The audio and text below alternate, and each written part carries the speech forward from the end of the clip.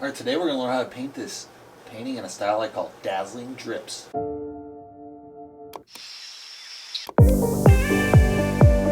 Alright, the question of the day is, who is Hilma A.F. Klint?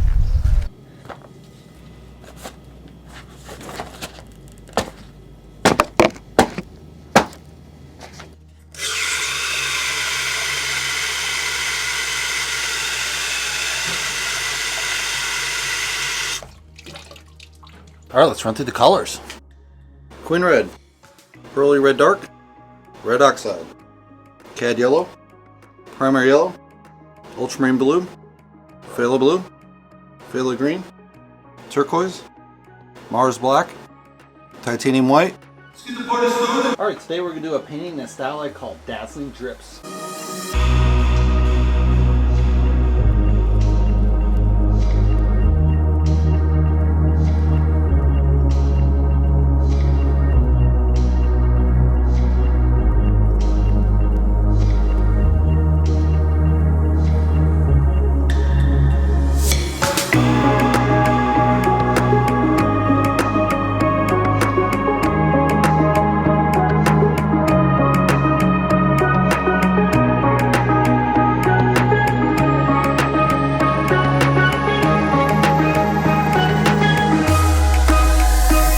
We got that first layer in, this kind of dark purple, this sky blue that's kind of, mixed in with the white a little bit. It doesn't blend that much, so we got to kind of work on that in the next layers. Make that a little more wetter, make sure it stays wet while we paint it so we can actually drip it later. We got the gesso in. The gesso is very chalky this time. It came in, it was a bad batch, so I'm going to use it as is. It'll give it a unique look, I think, so we'll see how that works out. This time we're going to add browns and reds to kind of contrast these blue layers and then bring back that blue and purple at the final.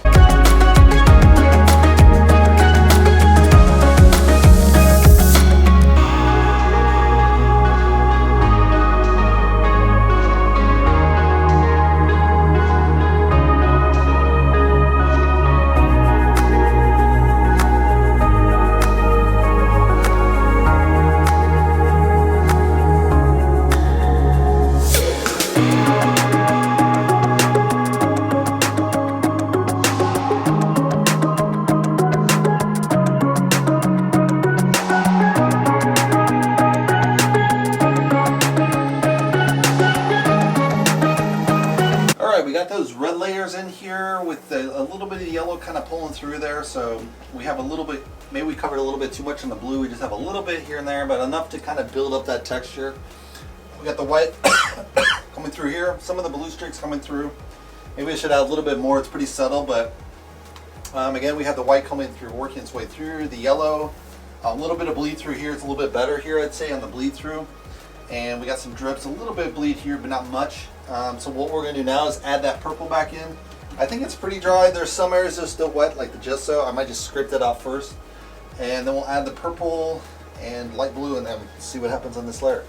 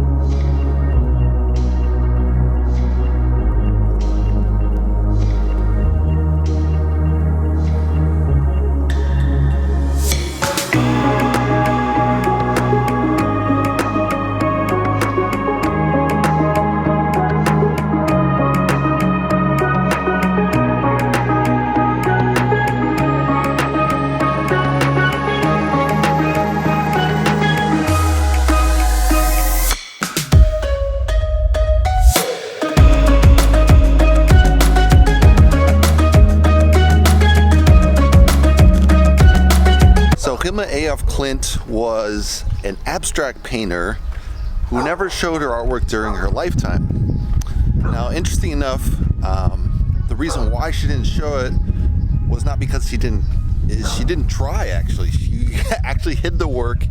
She would show it at kind of spiritual meetings because she got involved in kind of spiritualism at a young age and kind of felt that her art was kind of automatic drawings from the beyond. So it's pretty interesting. She had a section of paintings that were in this school called the Temple, and it was a group of women who kind of believed their artwork represented this spiritual connection from beyond and painted into the art itself.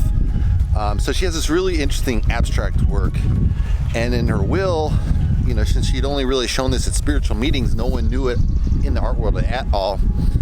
So she died, I want to say in the 1960s, I'm not sure exactly, but in her will she was supposed to release some of the work, but then I think it was like 10 of the works weren't supposed to be shown for 20 years beyond that. So this really bizarre will where her art was not going to actually be shown until like way past her death. It's just like so bizarre. Very interesting work. It's a real shame that she didn't show it within her lifetime, because I think she's not going to be represented well within the abstract art world. Maybe in 200 years from now, people will have realized the value of her work and kind of put that all together with the current, what was in the 20s when her work kind of came out. 1906 to 1910 was kind of the high point of the Temple.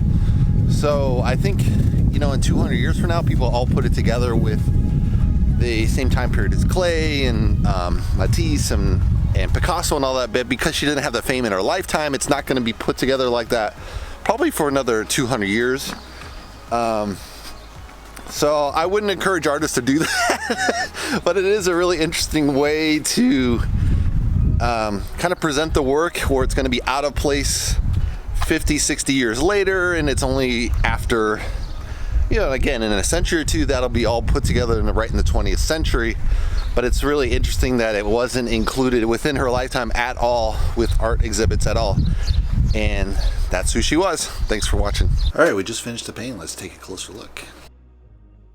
So you have this really nice kind of really dark kind of brown to purple at the top kind of poking through, so it's not sure if it's red, if it's purple, and it goes to that blue. The blue is kind of pure in the middle there, and that transitions into a nice turquoise with a little bit of yellow, a little bit of slight, like that orange kind of popping through, which is that yellow. So you have just a little bit of elements of that. The white has obviously been streaked through, so the strips are kind of not pure anymore. And the corner, we're seeing those green come through again with that green, the blue, into kind of a burgundy brown at the bottom. So overall, I think it's a pretty strong painting. I really like the variation in the color. Has this kind of red to blues and a little bit of white in the middle. Has a really good drip pattern, I would say.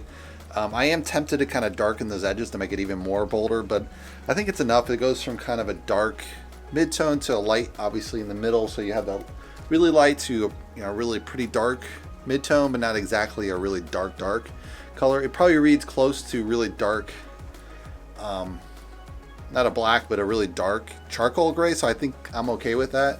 I think it's pretty overall pretty good. It has a lot of texture. With this gesso, it kind of give it this weird texture, which is kind of interesting because it changed up the process, even though I didn't really intend to. But, you know, Blick sent me some bad gesso, and I'm making the most of it, apparently.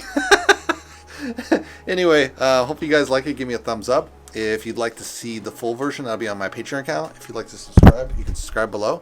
And I'll see you in the next painting. Thanks for watching, guys.